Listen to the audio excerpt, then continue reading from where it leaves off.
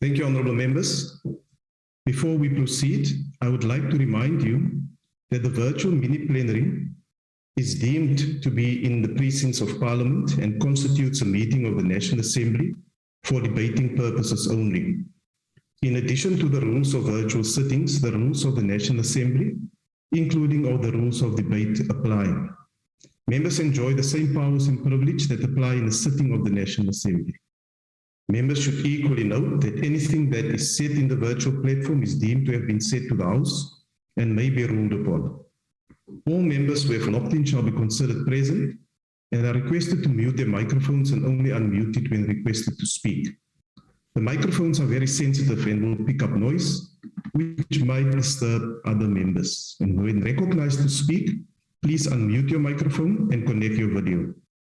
Members may make use of the icons on the bar at the bottom of their screens, which have an option that allows a member to put up his or her hand to raise a point of order. The Secretariat will assist me in this regard. When using the virtual system, members are urged to refrain or desist from unnecessary points of order or interjections. We shall now proceed to the order, which is debate on vote number 39, Trade, Industry and Competition Appropriation Bill. I now recognize the Honourable Minister of Trade, Industry and Competition. The Honourable Minister. House Chairperson, honourable members, fellow South Africans, good morning. Last year, I addressed this House and set out 5 areas of focus, namely the pursuit of a more inclusive model of growth, greater local production, an increase in trade, stronger investment and green industrialization. We have made progress on these fronts, despite the strong global headwinds that are affecting economies everywhere. What I have seen is the practical embodiment of the resilience that I spoke of in my 2020 budget vote speech. Over the last 12 months, South Africans have set about quietly and with purpose, rolling up their sleeves and getting the job done. I have seen displays of this determination and resilience across the country, firms and entrepreneurs bouncing back in the wake of adversity. The South African economy began to recover from the first wave of COVID-19, growing at 4.9% last year. Manufacturing exports were the highest in at least a decade. The agriculture and auto value chains had the best export performance yet. Africa opened its first anesthetic production facility in the same year that pharmaceutical exports reached record levels. But despite our collective efforts and our progress, the economy and ordinary South Africans still face many great challenges, some of which are persistent and enduring, some of which are new. Our response to these challenges must grow the number of jobs more, expand the industrial base, and confront poverty and inequality. Today, I want to speak about the risks that we face and my department's strategic intent to contribute to de-risking our economy, so to protect the livelihoods of all South Africans, to build forward better. Since the last budget vote a year ago, we faced 3 new shocks or headwinds that impact on the economy and our well-being. Firstly, the July 2021 unrest in KZN and parts of Gauteng that led to loss of life and the destruction of infrastructure, dented business confidence and disrupted supply chains. Secondly, the war in Ukraine that has already resulted in fuel price increases and rising costs of fertilizer, wheat, edible oils, and other foodstuffs. Thirdly, the recent floods on our eastern seaboard that have led to loss of life and washed away homes, shops, factory assets, and railway lines, and reminded us of the cost of climate change. Honourable members, shocks, however hard they hit us, are often the prelude to new insights in societies. Disruption can inspire innovation. The damage caused by the July unrest last year in some districts required a more agile and responsive state, as firms saw their factories, machinery, and even their financial records go up in smoke. DTIC entities changed their way of working, and within 3 days of the onset of the unrest, the DTIC had established a 24-hour hotline to support companies threatened by the unrest. Within a week, engagements had begun to help companies rebuild, and within 2 weeks, officials were on the ground to survey the damage and help firms get back on their feet. We must all learn from the misfortunes that we encounter and adapt and find ways to de-risk for the future. There are 3 standout lessons from the new shocks of the past year, honorable members, which reinforce what we have learned from the systemic shocks of climate change and the COVID-19 pandemic. One lesson is that economies and supply chains are vulnerable and that building greater industrial resilience need even greater prominence in policymaking. The other lesson is that societies need a capable and responsive state that is agile and equipped to quickly marshal what is needed when risks materialize. Above all, we have to grasp the lesson that the absence of economic justice places the burdens of climate, social, and geopolitical disruptions on those in society that can least afford to shoulder these burdens. These shocks are disturbing permanently the old ways of doing things. Business as usual is no longer an option for the private sector, for governments, for development agencies, for all of us. We must innovate and adapt to this new normal, an often volatile, uncertain, complex, ambiguous, and fractured world. De-risking and diversifying supply chains is becoming a business imperative for domestic and multinational corporations. Policymakers are taking more time to talk about regionalization of supply chains to address geopolitical risk and the new fault lines developing in the global economy. I have heard from more global CEOs and business leaders raising with me the matter of risk-proofing their own source locations. There's both danger and opportunity in the new landscape. The question is, how will we as South Africans respond? Can we de-risk so that we reduce our exposure to the downside and increase our exposure to the upside of a world that is rapidly changing? At home, we can remain trapped by our petty fights, focus only on the short term, wrapped in got-you politics, and fighting selfishly over a small cake, a zero-sum race to the bottom. Or we can look up and beyond and see how the world is changing, which will allow us to shift drastically and build a real consensus on the hard choices, and with discipline and focus, grow the economy inclusively so that it can create jobs and opportunities for young people in a way that shares rather than concentrates wealth. We remain over-dependent on offshore sourcing for our own economy and on a few products, mainly commodities, to drive our growth, leaving us as price takers and with our economic performance over-dependent on what happens in global commodity markets. This means that we risk losing out on the greater opportunity that this new wave of diversification and regionalization can bring. South Africa can play a more prominent role in this world of regional production hubs, but we can do so only if we step up our focus on improving the dynamism and capacity of our industrial base and create opportunities for firms in our markets to grow by intensifying industrialization, by spearheading transformation to build an inclusive economy, and by building a capable state to execute our strategy. We set out in the annual plan of the department about 150 specific actions and indicators, and it's published on the DTIC website. Our pursuit of industrialization seeks to expand the level of local output, both to secure part of the local market loss to imports and to boost value-added exports. Our efforts in this regard are focused on strategic industries, as defined by the capacity to be labor-absorbing, we need jobs, or providers of critical public goods, we need healthcare, or significant earners of foreign exchange.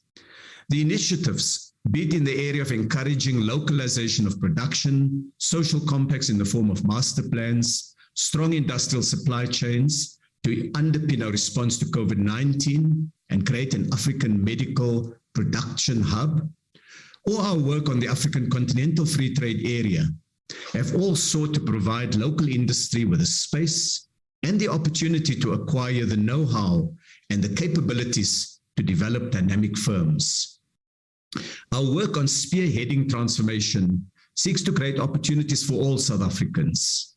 This involves deconcentrating our economy, opening up exclusive product and service markets to participation by all. It is also about our enduring commitment to support the Black industrialists and workers who were previously denied access to the opportunities for economic ownership and participation. Furthermore, honorable members, it's also about ensuring that the spatial strategy that informs how we build and support a new model of special economic zones and industrial parks in secondary towns and core hubs is informed by the principle of trying to expand industrial activity beyond its concentration in the urban metropolitan areas. Transformation is about building an economy that works where our people are, bringing development to rural provinces and districts.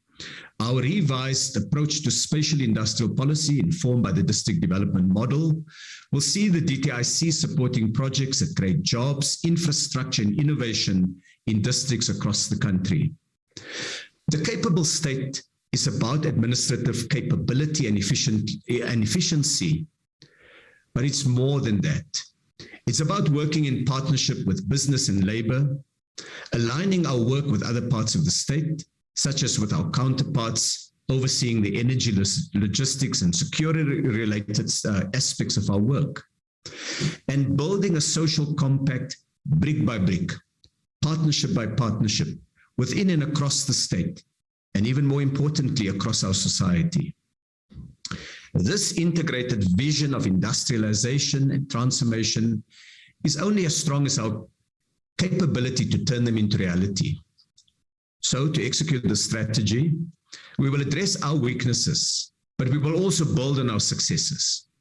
There has been progress in a number of areas, from new production lines in our auto, food, and healthcare sectors, progress with beneficiation, the sugar and clothing master plans, new investment projects and jobs created, small businesses supported, and action against corruption. A new focus on inclusive growth saw about 100,000 additional workers securing shares in their firms in the past year through competition settlements with ShopRite, Burger King, and Imperial Logistics, bringing the recorded worker shareholding in the economy to over 400,000 to date. I will not detail the many other positive stories this morning. Deputy Minister Gina will do some of them, but we'll also release a short summary of some of the key achievements in the past year. I want to highlight instead the details of our plans for the year ahead, which turn the de-risking strategy that I've outlined to this House today into reality. To fuel the economic recovery and deepen industrialization, the DTIC entities together will offer 22 billion rand in customized support packages to companies over the next 12 months. This will be complemented by strategic support to deepen implementation of our master plans, including the launch of the new 400 million rand Furniture Growth Fund in partnership with manufacturers and retailers. To support our localization efforts, we will aim to achieve a 40 billion rand increase in the production of targeted local industrial output, which brings us closer to our 5-year target of 200 billion rand. Our investment facilitation and promotion activities will aim to unlock at least 120 billion rand in investment from the private sector in the next 12 months. Last year, I outlined the first steps we will take to embrace the opportunities in green industrialization through the green hydrogen and electric vehicle roadmaps. We have made considerable progress in researching practical options, costing them, identifying possible funding, publishing a draft green paper, and receiving feedback from stakeholders. We will now table our draft green hydrogen commercialization strategy in Cabinet for consideration and guidance by the end of August, and our electric vehicles roadmap by the end of October. In a rapidly evolving and disrupted global trade environment, honorable members, the department's officials, from entities will work hard to secure at least 600 billion rand in manufacturing exports, with a package of support to grow and diversify South African exports, and to secure our trading future on the African continent. We hope we can do more, but let's aim for no less than that. The Competition Commission is conducting a market inquiry into online services like e-commerce, tourism, accommodation, food, and other online delivery platforms to be completed during this year. And it will also launch a new inquiry into fresh produce markets, which I hope will bring insights and relief to consumers faced with high and rising food bills. Honourable members, we will commence the next phase of the AFC-FTA negotiations by developing draft protocols on competition, intellectual property, and investment. Our work in these important areas will enable firms to manage their expansion into the rest of Africa, and we will also make available a multi-billion rand facility in risk cover to strategic exports through the Export Credit Insurance Corporation. This facility will complement our efforts to launch more export networks with entrepreneurs, to share knowledge and coordinate government support among exporters. By the end of the year, we will have introduced a revised approach to spatial industrial policy with cross-cutting frameworks for special economic zones, industrial parks, and the interventions to enable and support the township economy, and focus on industrial development in at least 25 districts across South Africa. Fellow South Africans, building an enabling environment for industrialization requires securing our key network infrastructure such as energy and logistics, and protecting our electrical grid and rail network from the continued threat of scrap metal syndicates. By the end of July, we will have developed and tabled the draft policy on scrap metal, which will introduce a blend of domestic and export measures to address illegal trade in copper cable and scrap metal. Energy and logistics is vital to the success of our industrialization efforts. Minister Pravin Gordhan and I have agreed to launch a forum to bring together Eskom, Transnet, and other entities, together with industrialists in key sectors, to enhance collaboration, advanced planning, and problem solving. This will enable a better climate for investment and job creation. This is being jointly announced by my colleague, who is also giving his budget vote right now. We must make it easier to do business. The deputy ministers and I have requested DTIC entities by December to have concrete measures to cut red tape, streamline their processes, and make them accessible and less onerous for entrepreneurs and citizens. This will align with the commitment that the President made on cutting red tape in the State of the Nation address in February this year. Honourable members, we will shift from red tape to smart regulation that helps those who want to build and protect the system against those who seek to abuse it at the expense of the poor and the vulnerable. This work will also include a process to consolidate the sprawl of entities within our ambit, creating a leaner and more responsive and relevant set of institutions. The point is that we must all learn from the past and adapt for the future.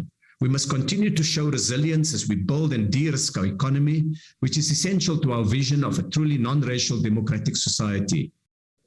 Over the next 12 months, we can expect a number of concrete actions. This month has already started solidly with the VW plant in Kariga, Eastern Cape, producing the 1 millionth polo for export. We launched a new food factory, Kerry Ingredients in KZN. Corobrik opened its new production facility, and a new black industrialist export network was launched. And by the end of the month, the IDC will have launched the pilot township economy program to improve access to finance and de-risks SMMEs through business support measures.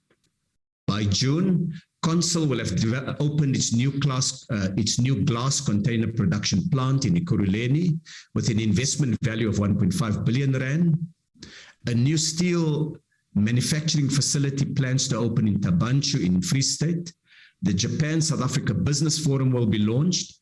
The first disbursements will take place from the IDC's new Social Employment Fund, and trade ministers will meet at the WTO to address key trade policy matters. By July, a new call center, Sigma International, will open its doors and offer jobs to young people from Mitchells Plain and Khayelitsha. The Saudi Arabia-South Africa Business Council will be finalized, and Cabinet will consider the nomination of South Africa to host the next AGOA Forum. By August, the new photovoltaic production plant of Seraphim will open in East London, supported by IDC facilities. The Google new fiber optic submarine cable to improve South Africa's link with other African and European telecommunication hubs will have been launched. At least 55 deals will have been finalized under the JP Morgan Small Business Partnership with the DTIC. The first new capacity will come online for 6 Black-owned poultry farms supported by the IDC, which will produce about 2 million birds per month, creating jobs in Northwest, Mpumalanga, Limpopo, and the Free State. And the company's amendment bill will be submitted to Cabinet for consideration. By September, production of industrial helium will start in the Free State, one of only 8 countries globally producing this gas. A company, Rail Industrial, will complete its tile manufacturing facility. A new South African food exporter network will be launched. We aim to conclude the Southern African Custom Union's formal tariff offer to the AFC FTA, covering 90% of all tariff lines. And the DTIC supporting film, The Woman King, will release worldwide. Filmed in Cape Town, it tells an African story of an all-female military unit in the 18th century West African kingdom of Dahomey. By October, the Tshwane SEZ aims to complete 11 automotive component plants in support of Ford's 16 billion rand investment, employing about 2,000 workers in the new zone. SA Steel Mills aim to complete its production plan announced at the investment conference, and a draft patent bill will be submitted to Cabinet for consideration. By November, BioVac will begin producing Pfizer vaccines in South Africa. The expansion of the Sapicyco dissolving paper mill or pulp mill will be ready for an official opening. We will have commenced the next phase of AFC-FTA negotiations with the draft protocols, and we will host an award ceremony for local production innovation, showcasing the successes we're starting to achieve. By December, the PF Nonwoven's new textile production line will have been open in Atlantis. We will host a conference of Black exporters to help identify new markets and new opportunities. By January next year, we expect the completion of a new clothing manufacturing facility and dye house in KZN with 1,500 new workers. A review of the Sugar Master Plan will have been done, and the new anti-corruption unit of the DTIC will be operational. By February, Orion Carbon Engineering aims to complete a pipeline and tank storage facility at the port of Ngqura to supply black carbon to the auto industry. The first African-developed mRNA vaccine will start clinical trials, and our efforts to cut red tape will be boosted by new draft regulations to deal with trade tariff investigations and safeguard measures. By March, DeFi will have completed its white good manufacturing investment facility in eZakheni, valued at more than 300 million rand. The DTIC will have an industrial profile report for all 52 districts in South Africa, and a report on women and industrial funding will be completed. We will also complete a draft anti-alcohol abuse policy based on discussion with different departments of government. By April, 200 Black women and youth businesses and persons will have been assisted with export training and support, and the IDC-funded local technology will be used in a platinum mine in Northwest to make its smelting process greener and more efficient. And by May next year, which is just after the 5th anniversary of President Ramaphosa's announcement of the investment target, we intend to have met or exceeded the 1.2 trillion rand commitment that the President sought us to secure. And Formex will have completed the automotive stamping press plant in the Eastern Cape. Honorable members, many wise words have been spoken about that quiet persistence in getting on with the job, such as Madiba's advice. Don't judge me, he said, by my successes. Judge me by how many times I fell down and got back up again. or that beautiful poetess, Maya Angelou, who reminded us that, and I quote, "I can be changed by what happens to me, but I refuse to be reduced by it," unquote. In this context, honorable members, hard work matters, kindness and decency matters, optimism about the future matters. And so, to rephrase the advice of the ages, it is our response to the shocks we face, not the shocks themselves, that define us and determine how our nation will develop. I want, in conclusion, honorable members, to thank Deputy Minister Majola and Deputy Minister Gina for the sterling work that they have undertaken, and the team of staff led by Acting DGs Malebo Mabichi Thompson and Shabir Khan for the invaluable contributions to the board and the leadership of the DTIC agencies. Thank you. And to our social partners for the work done this past year. It is my pleasure, therefore, to table the budget of the Department of Trade, Industry and Competition today before the National Assembly. Thank you, House Chairperson. Thank you, Honourable Minister. The next speaker is the Honourable Herman. Honourable House Chair, Honourable Ministers and Deputy Ministers, Honourable Members and fellow South Africans. The ANC supports the Budget Vote 39. The Portfolio Committee on Trade, Industry and Competition engaged the Department of Trade, Industry and Competition and its entities on its allocated financial resources and how it will be utilized in the 2022-23 financial year. This budget allocation of 10.9 billion rand allows the DTIC and its entities to carry out their mandate.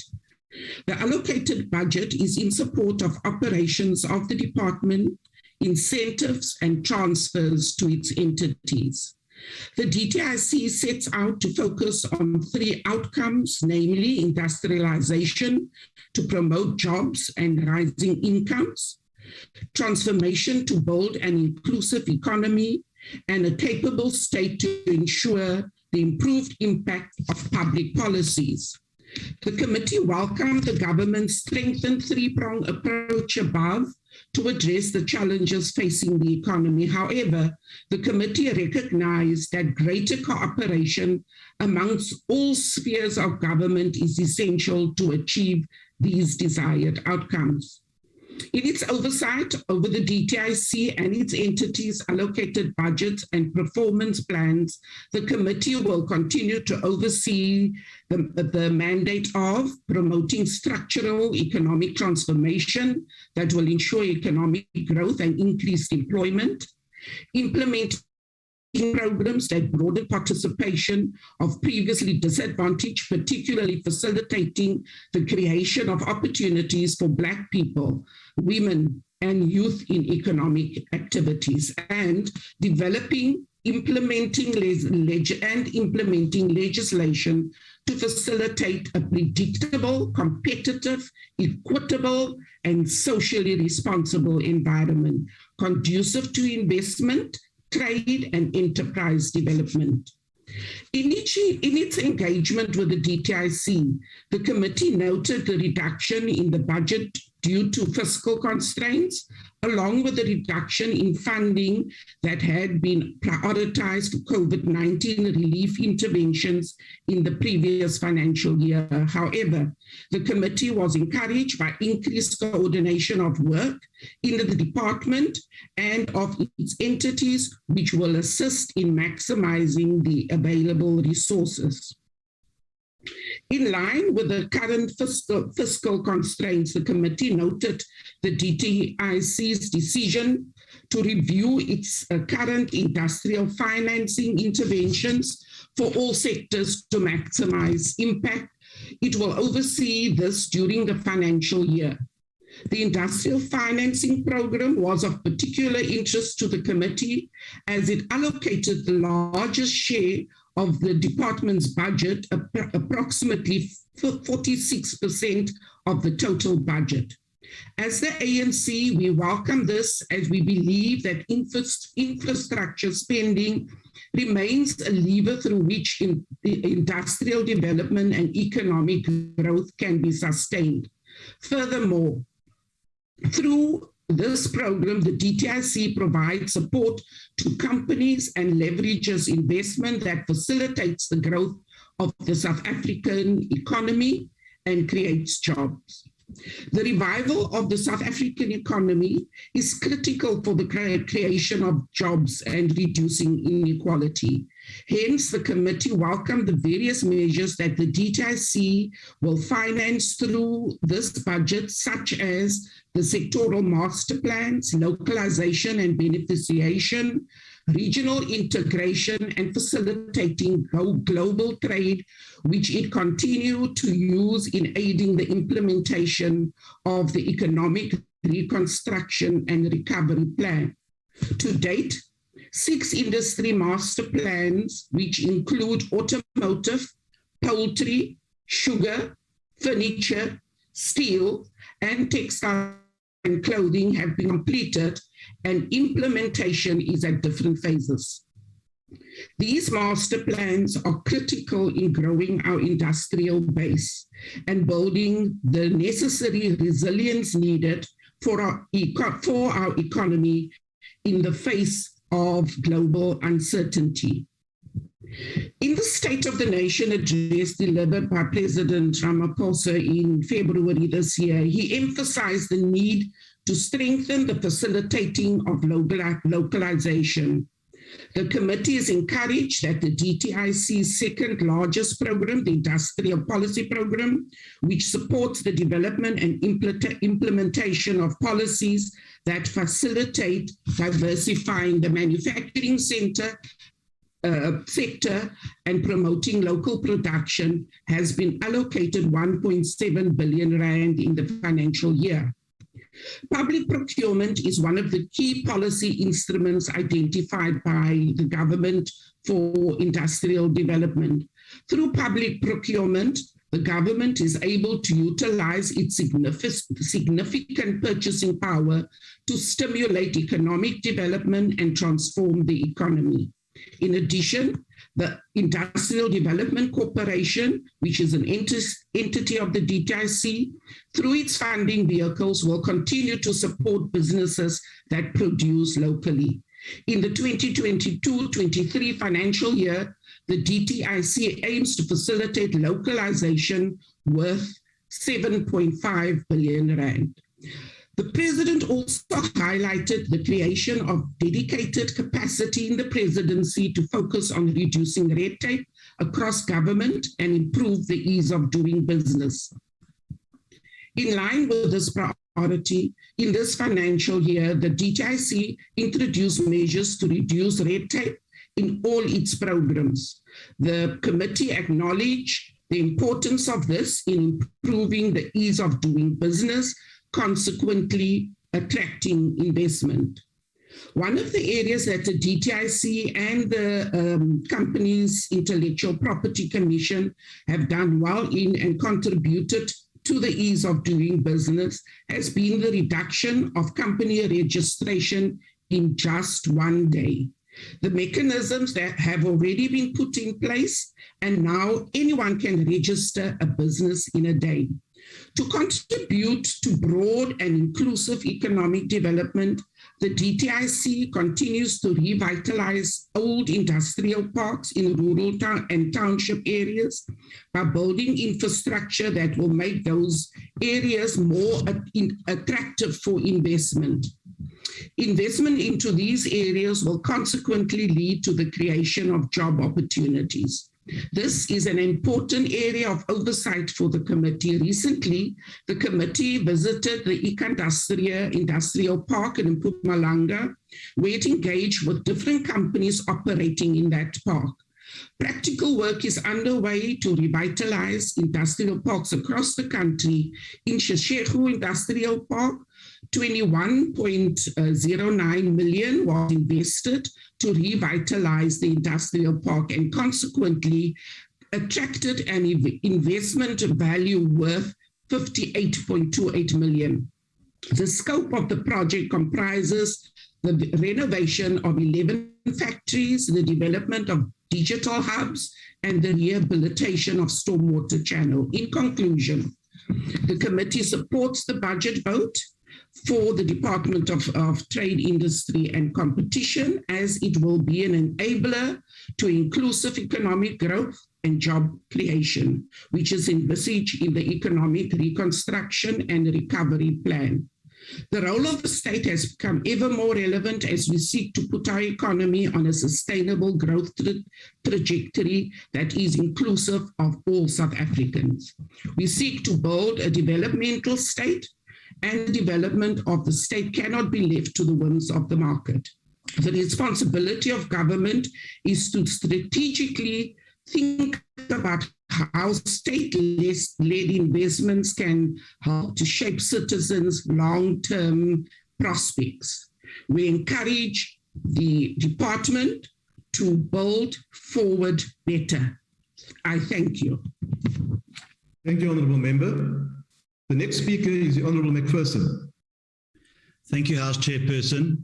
At every engagement or budget debate we have, Minister Patel's standard and somewhat predictable response to the DA is that we are grandstanding and being personal. He believes that pointing out the economic failures of government he serves in and economic policies that he champions is somehow an attack on his dignity or character. I want to assure him from the outset of this debate that today will be no different.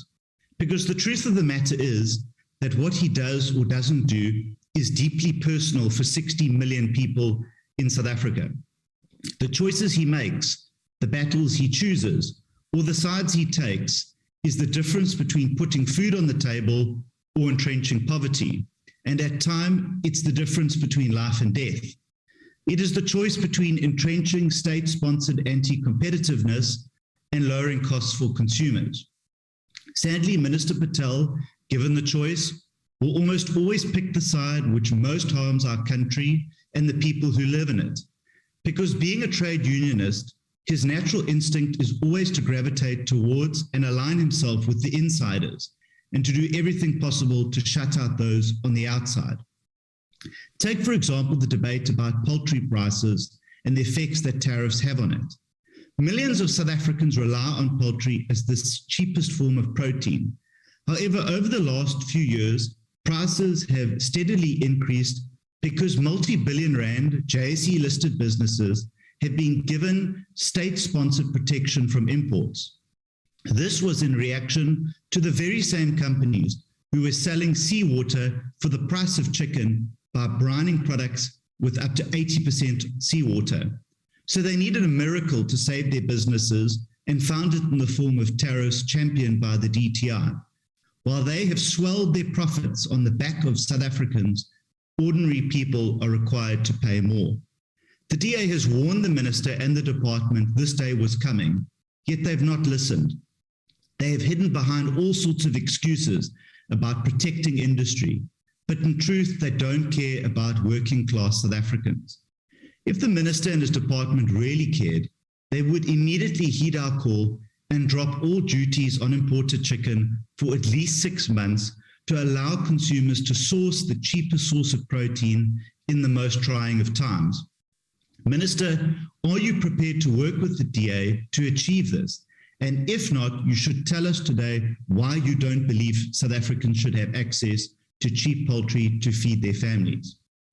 Being the internationalist that you are, I'm sure that you will know that Mexico has done this with immediate effect. Minister, for far too long, ordinary South Africans have been locked out of being a part of the 1 trillion rand in government procurement each year because of BBBEE.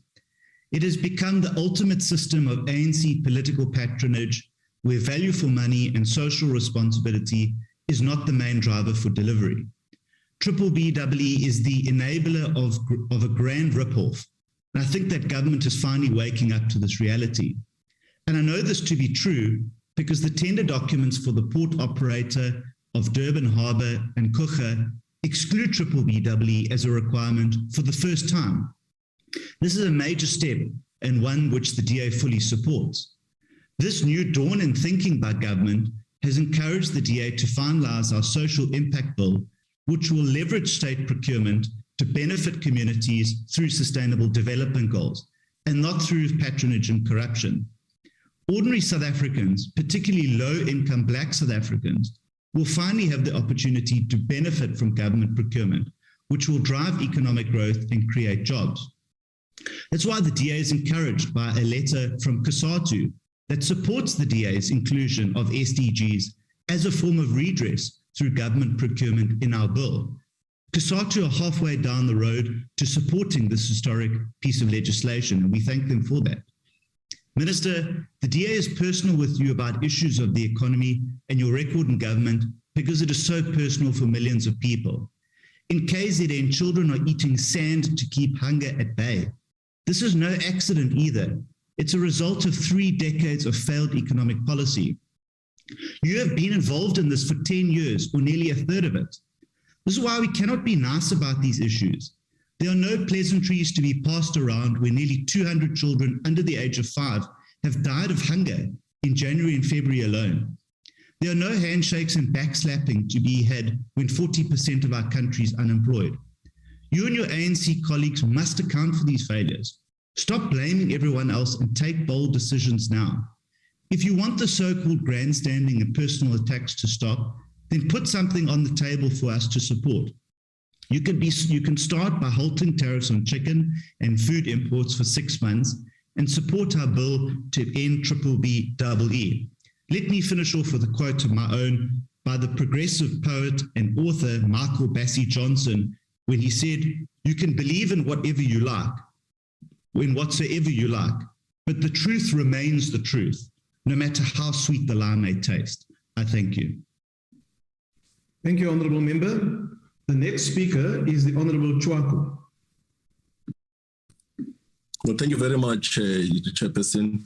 The EFF rejects the budget vote because the department's primary function is to create jobs, and their annual plans are not the concrete plans to create jobs and grow the economy.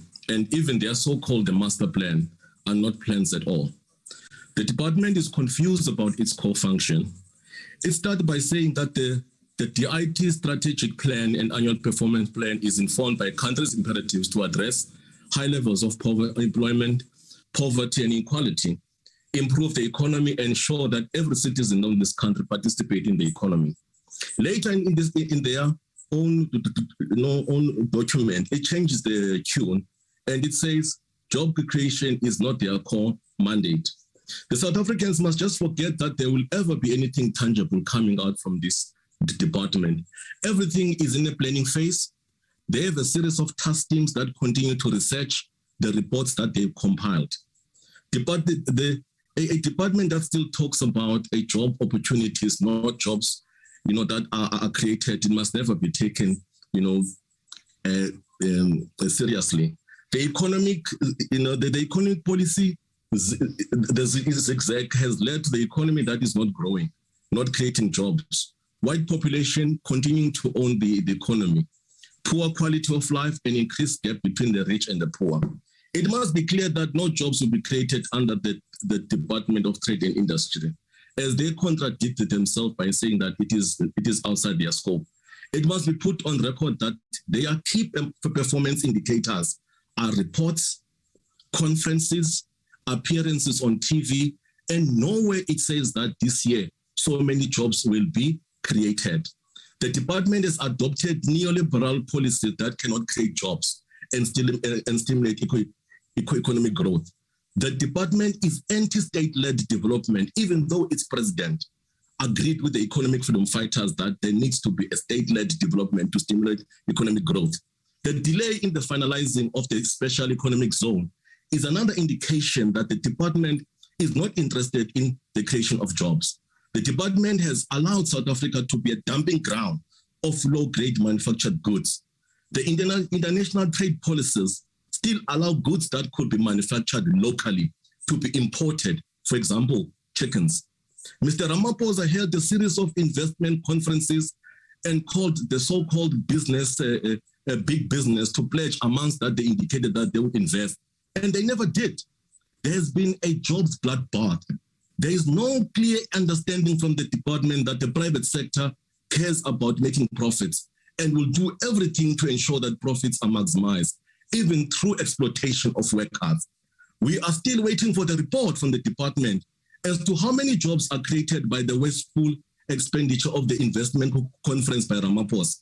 And of those who pledged, how many have invested in the economy of this country? South Africa is the most unequal society where the rich is getting richer and the poor is getting poor. And there's no plan from the department to address this issue. 28 years down the line, the social architecture of white rule formed over 3 centuries has created the most unequal society in the world. The ANC has not wiped away the apartheid legacy. They have maintained the status quo, with the white people owning 85%, with the 10% of the white population owning 85% of the wealth of this country. The department has failed to supply the portfolio committee with the list of industries that have been financed and operational under the and the number of jobs that are created. The financing entities such as the IDC and NEF are delaying in approving application of potential black industrialists because they are not politically correct, or the IDC officials are not able to benefit from the deals. The department fails to support small-scale sugarcane farmers by acquiring a simple milling machine. This could have been a massive assistance to them, as they will stop relying on some old white farmers' milling machines, of which its usage favors the white sugar farmers. This indicates that the department lacks the understanding that through small-scale farming, massive jobs can be created. The entities such as the SABS are under administration. At the same time, there's an alleged corruption and maladministration at the state lotteries. Slow acting by the department leaves much to be desired. It can be viewed as a serious attempt to privatize the SAPS and other entities. If it succeeds, it will be used to prevent black majority from owning industries. It must be put on record.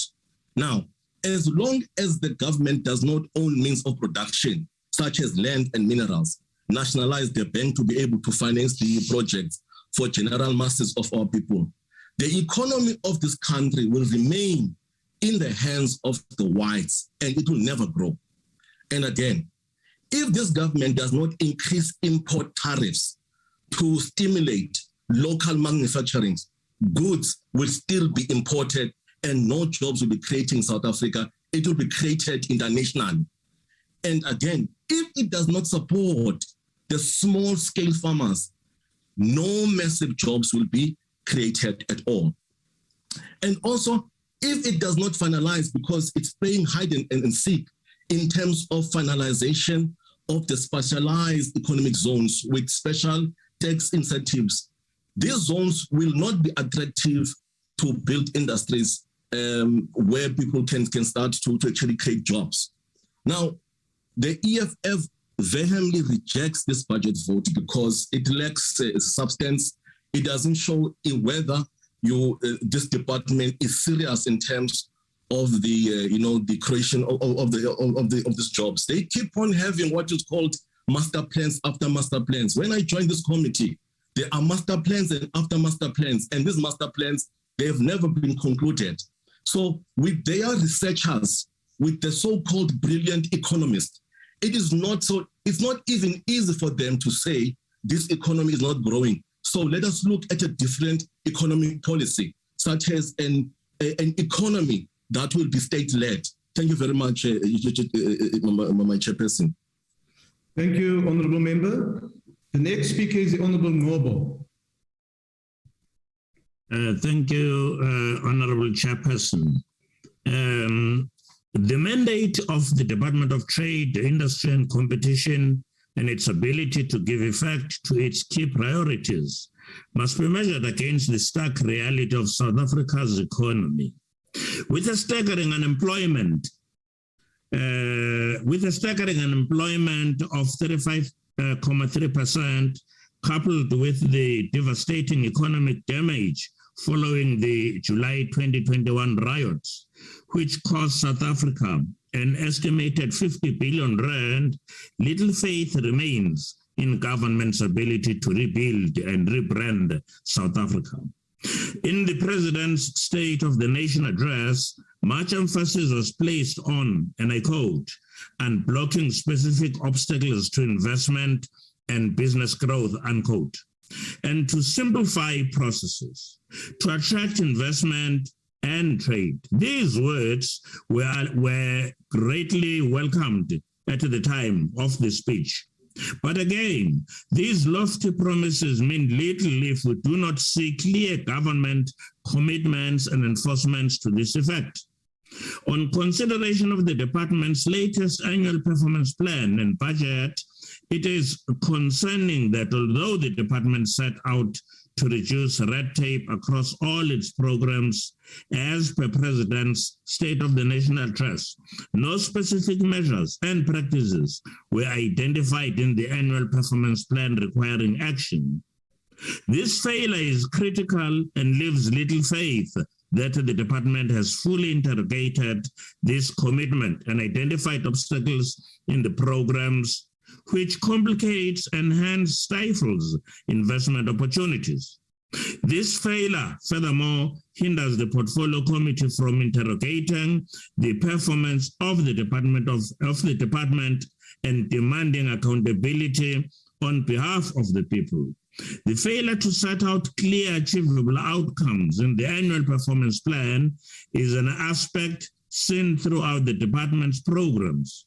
The FP shares the portfolio committee's concern that the lack of qualification of outcomes is critical.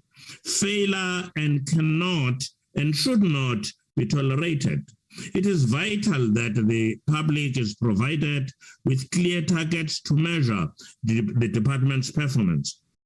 The IFP furthermore agrees with the portfolio committee that the budgetary cuts of 1.79 billion rand to the industrial financing program of the department raises much concern, and is in stark contrast to government's commitment to attract and retain investment.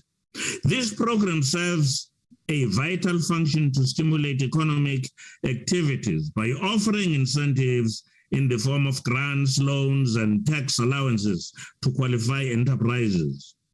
The Department of Special Economic Zones and Industrial Parks by the department is a good initiative to develop local, regional, and rural economies. However, for this initiative to stand any chance, we need local government to be strong and functioning. These initiatives may be completely derailed by failing municipalities who are unable to guarantee consistent service delivery. We need to closely monitor this initiative as cooperation, proper coordination, and strong oversight is vital. The people of South Africa deserve a committed, accountable government that will steer economic policy with clear targets, direction, and transparency. The department, as the custodian of the government's economic policy development, has a mammoth task ahead, and the IFA will closely interrogate its performance, and in the coming financial year, the IFP accepts the budget vote. Thank you, Chairperson. Thank you, Honourable Member. The next speaker is Honourable Mulder.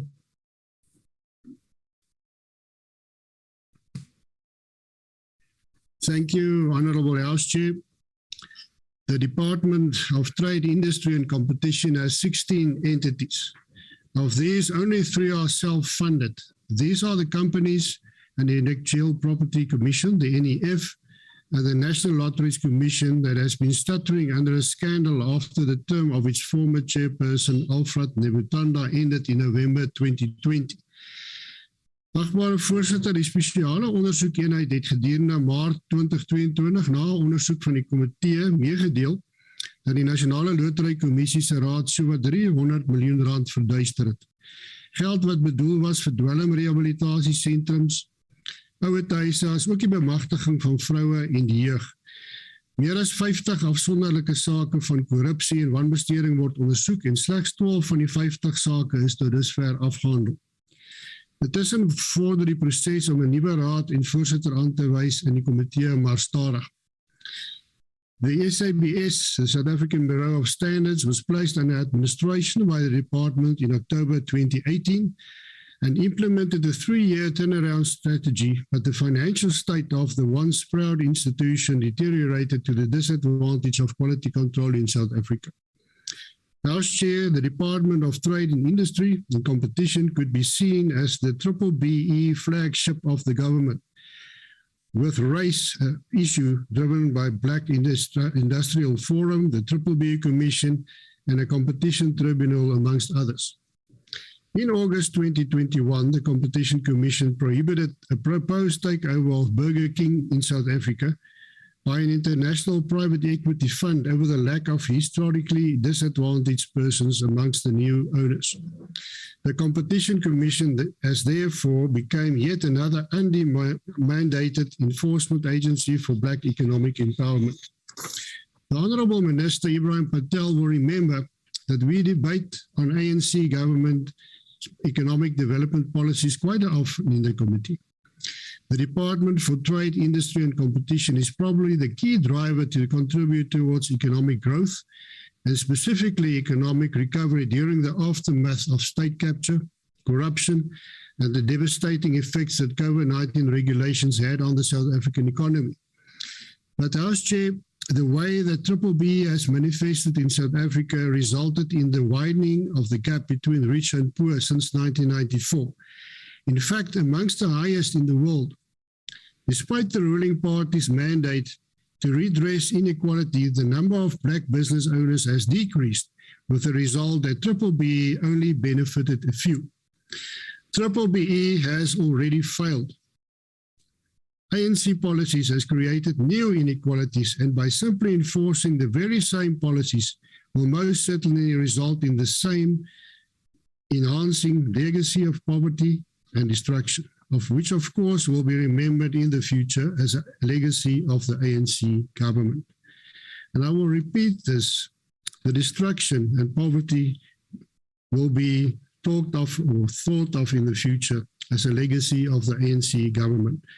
Honourable House Chair, the report before the House states that over the strategic 5-year period from 2020 to 2025, and for the 2021-22 financial year, the department's budget is focused on the implementation of policies, strategies, programs, and incentives aimed at promoting industrial development and broadening participation in the economy, but unfortunately, just more of the already failed policies.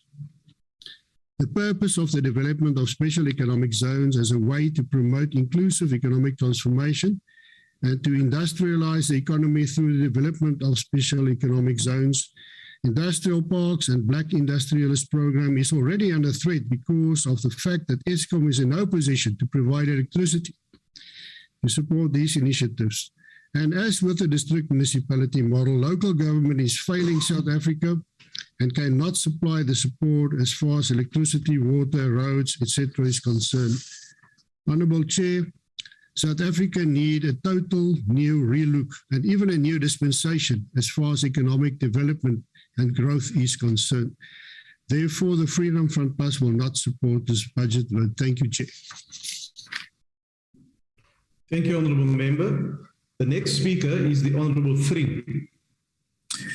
Honourable House Chairperson, the ACDP acknowledges that this department budget has to be applied within a constrained international and domestic environment. The ACDP also notes that despite the mandate of moving South Africa towards a dynamic industrial and globally competitive economy, South Africa has one of the highest unemployment rates in the world, sitting at 35.3% and the expanded definition at 46.2%. Additionally, our Gini coefficient places us as one of the most unequal nations in the world. Simply stated, after 28 years of democracy under the ruling party, unemployment and poverty has increased to some of the highest levels ever.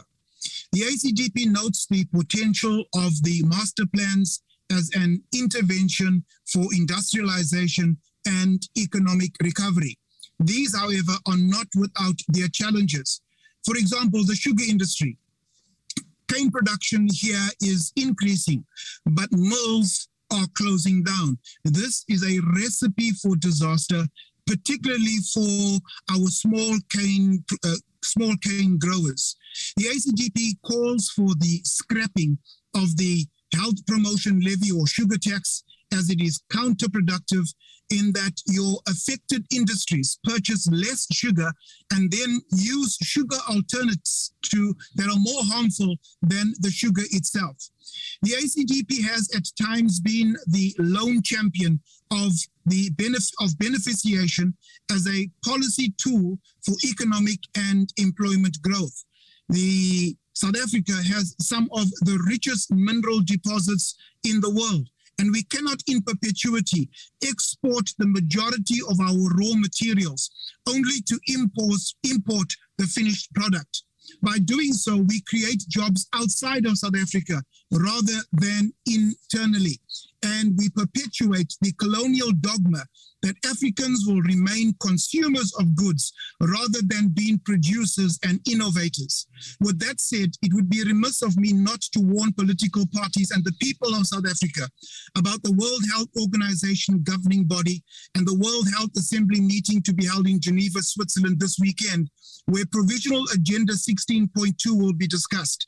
If these amendments are agreed to, by countries like South Africa included, it will grant the World Health Organization universal power to dictate their own policies on healthcare, obligating signatory nations to cede their national healthcare sovereignty to the World Health Organization.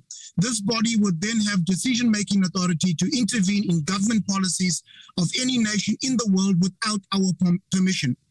This is not about health, but a daring attempt at totalitarianism and global dominance under the Great Reset, where you will own nothing and be happy. All freedom-loving South Africans and citizens of the world must reject this. Failure to do so will make our DTC economic growth interventions obsolete. I thank you. Thank you, Honourable Member. The next speaker is the Honourable Mwache. Thank you, Honourable House Chair, Honourable Minister and Deputy Minister, Honourable Members, fellow South Africans. The ANC support the vote. The budget takes place in the midst of the continued threat of COVID-19 to the livelihoods of many people across the globe. Global uncertainty brought about by a conflict between economic power and essential threat of climate change to the planet. The ANC-led government has shown resilience and determination in its quest to transform the lives of the South Africans under the difficult circumstances. The budget vote for the Department of Trade and Industry Competition gives practical expression to the economic reconstruction and recovery plan will put our economy back on growth trajectory.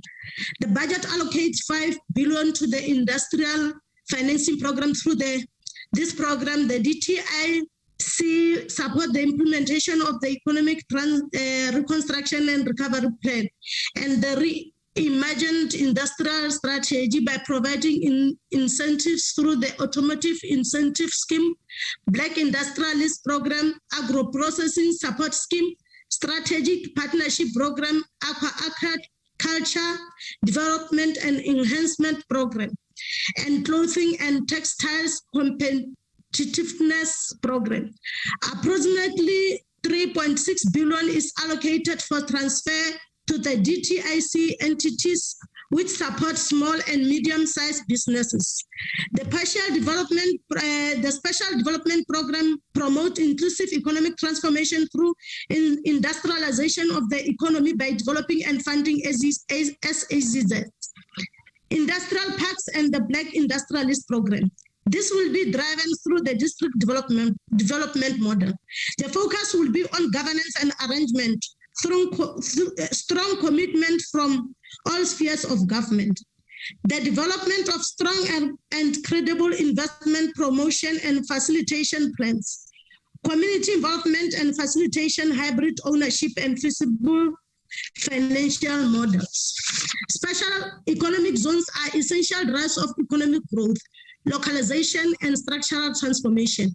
We have seen the rapid growth of special economic zones such as Kucha, Dube Trade Port, East London, Swane automotive sector, which demonstrates the significant role played SEZ program in the country. This and other SEZs are showing great potential and attracting domestic and foreign investment to date.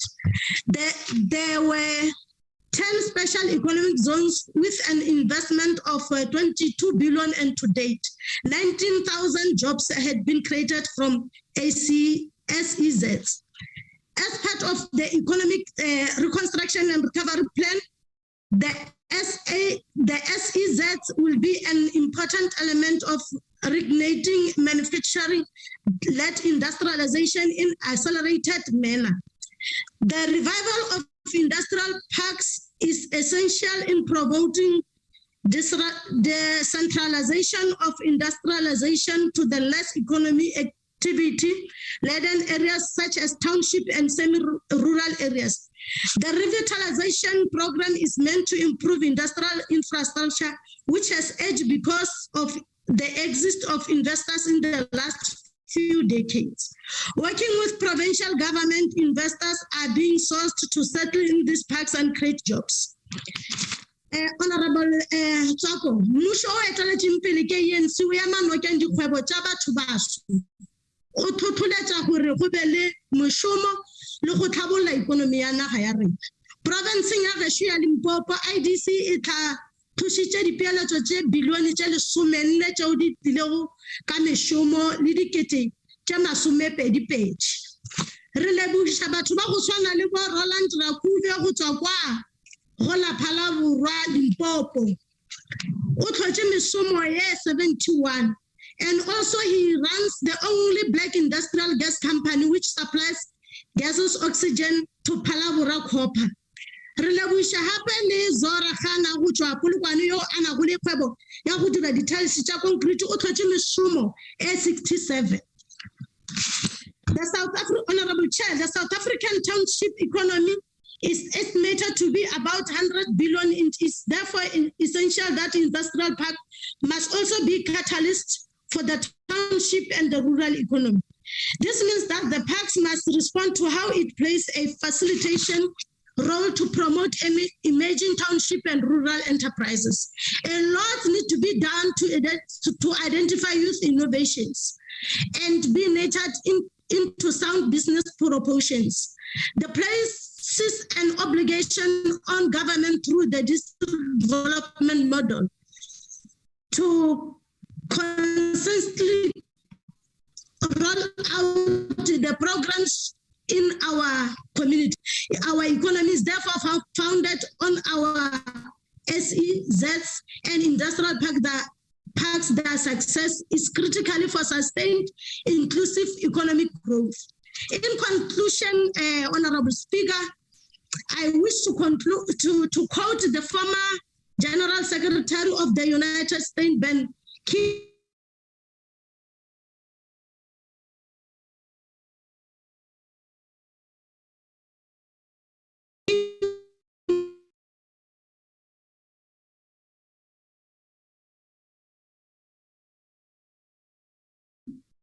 Honourable Member, there seems to be a difficulty with your connection and you are no longer audible. When he said, saving our plan, advancing economic growth, this dot between climate change, water, since we are on guests to grow our economy for the betterment of South Africans, we must equally ensure that we build resistant and policies of the ANC-led government are working towards this. We therefore believe that this budget vote entails exactly what our economy needs. The ANC support the budget vote. I thank you. Thank you, Honourable Member. Honourable Members, the next speaker is the Honourable Deputy Minister of Trade, Industry and Competition, the Honourable Gina. Thank you very much, House Chair. Greetings to you, House Chair, Minister, Deputy Ministers that are here, Chairperson and the Portfolio Committee, honorable members, fellow South Africans. When we presented the budget vote last year, that is 2021, our key running theme was our economy resilience. At the time, we were on the second year of COVID-19 adjustment lockdowns. having survived 2020 hard lockdown that saw our economy shutting down, whites globally confronted with massive supply chain disruptions.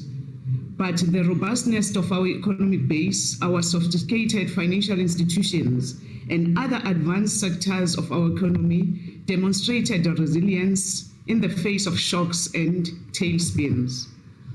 The strength and stubbornness of our economy has been further demonstrated, notwithstanding the massive joblessness it has brought and the weakening of corporate balance sheets by the survival and solid response to July unrest of last year, the current European war, and the recent coastal floods. House Chairperson, in underlining the above resilience, we are not simplifying the negative economic blows that we are receiving, nor we are covering ourselves in glory. As a result of all the above challenges to the economy, we are confronted with a sustained weak growth, extreme fiscal pressures, deepening poverty, and a real threat of food shortages, and the advent of rising food prices because of Russia-Ukraine conflict. This has prompted a new thinking in us, including what Minister Patel alluded on with regards to the positioning of South Africa for multinationals regional hubs, which is going to be a new response to global supply chain risk proofing. Honorable members, if there is one thing that is urgent and mostly required in manifold from our side as government, it is to shoulder up this small yet sophisticated economy to grow stronger. It is building a capable state. A capable state plans extensively, coordinates, and also builds in its institution to outlive every political leadership elected in public offices. Such a state drives decisive developmental projects even in risk areas that the private sector cannot dare going. Such a state where it mobilizes business in risk areas, it develops a mechanism to de-risk the private investment for the greater good of business and development objectives. But a capable state must enjoy partnership with business and drive trade and industrialization policy for growth. Such a state should be incorruptible, with its institutions staffed with sound technical know-how and patriotism. Minister Patel has spoken extensively about our path on capable state and card on the district development model. House Chair, for some time, the DTIC has been implementing a special industrial development, that is SID. This has been driven by the designation of and the establishment of the special economic zones and industrial parks in various cities and regions across the country to build regional economies. And we have seen this, it is unfolding. But this approach has been limited to those metros and districts with industrial parks legacy infrastructure, only for us to revitalize and attract investors. For SCZs, few regions had a capacity to apply for designations, and this meant the rest of other districts, in the 44 of them, had no special industrial plan and development. The new approach seeks to bog down all 44 districts and 8 metros with provincial government anchored by DTIC to plan and coordinate industrial hubs of different shapes. However, we have since realized that this amount of work to succeed, all 3 spheres of government must get involved. In that context, we seek to impose mechanisms of a capable state in the building of economy in all 3 spheres of government through this our new approach to play a role. District development model approach in the special economic development will see DTIC planning and putting resources per each district municipality, with the provincial government also putting resources in economic hubs, economic zones, and industrial parks. District municipalities will play a pivotal role in driving the economic growth, which will be a new mandate to district. A task of job creation in the economy must be seen as a collective responsibility of all spheres of government.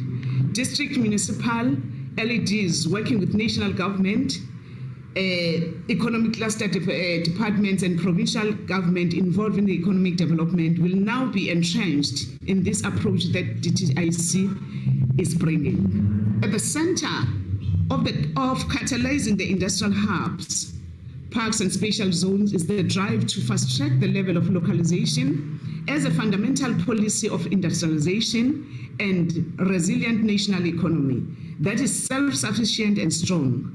Our excessive exposure to imports has exposed us during pandemic when global supply chains were disrupted.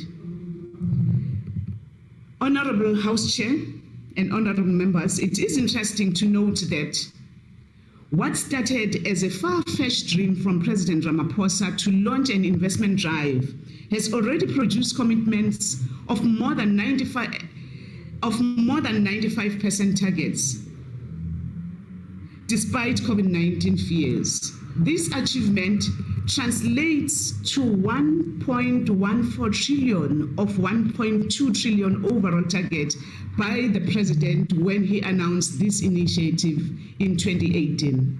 Let me make one example. Recently, we have just opened an Ireland multinational ingredient company in Hammersdale in Devon, the Carol Group, that invested 650 million to play a significant role in the food ingredient sector in the continent as a whole, creating more jobs directly and through SMMEs contracting.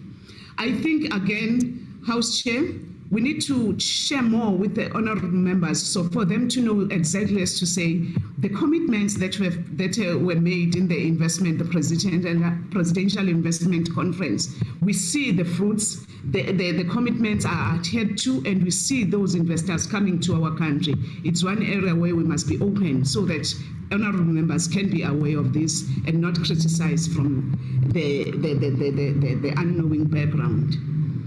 One of the key pillars of reindustrialization is the building of economic social compacts. With the experience of the automotive, sugar, clothing, textile, leather, and shoes master plan, steel and furniture master plan, we can deduce that there is no stakeholder in all economic sectors that is not committed to the reindustrialization agenda. The tripartite engagement between government, business, and organized labor often gets intense on the terms of the ultimate goal of the plan and how to reach there in terms of targets, but ultimately all parties emerge as committed to the implementation. Whilst COVID environment created some slow pace in steaming ahead in implementation of some of the targets, as for an example in the automotive sector, but the sugarcane sector is already implementing its elements, working with stakeholders and the partners. Let me make some few examples of the achievements that we have seen through our master plans to prove that it's not just a plan, but it's the working plan. It's the plan where we plan, we implement, whilst we're still in discussions with all the role players within the sector. In the steel master plan, the TTIC has supported 11 projects in the value chain, resulting in the disbursement to the value of 209 million, 1.3 billion investments, leveraged, and 2.439 jobs supported. We are not just planning, but we are implementing.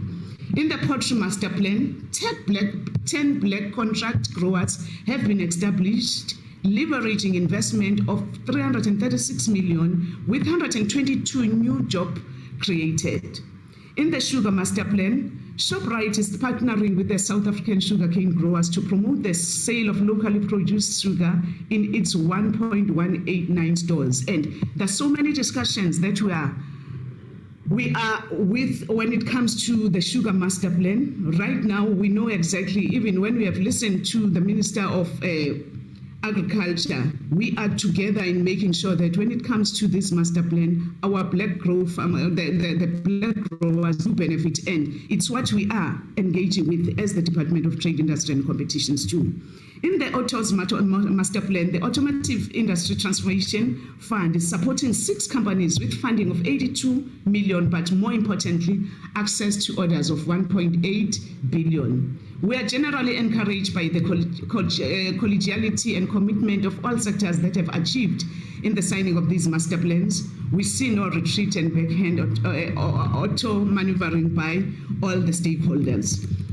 Chairperson, One other thing, I would love to touch on the African Free Continental Trade Area progress. Deputy Minister, your time has expired.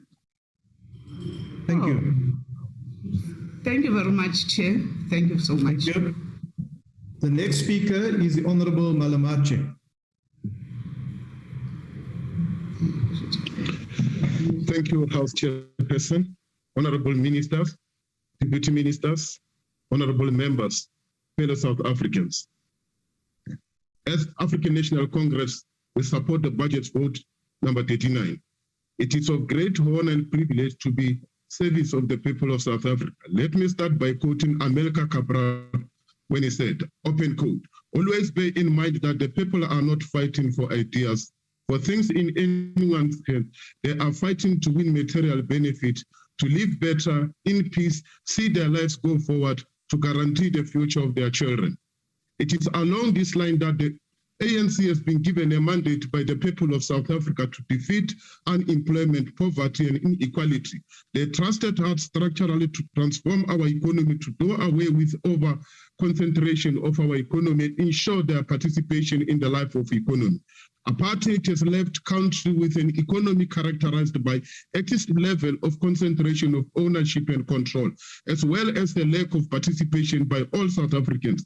The apartheid regime actively promoted national champion in different sectors through the development of industrial state-owned enterprise monopolies and agricultural cooperative that was later privatized.